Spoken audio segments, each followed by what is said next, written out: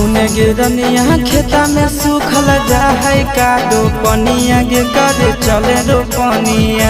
जहिया हो तो धाना के बेचनिया किना के देबो न थुनिया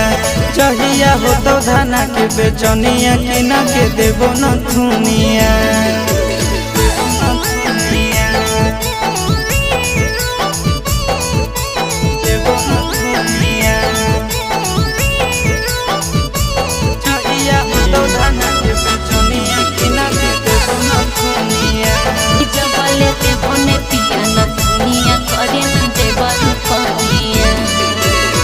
बड़की गोतनिया करे बैठी के आराम हो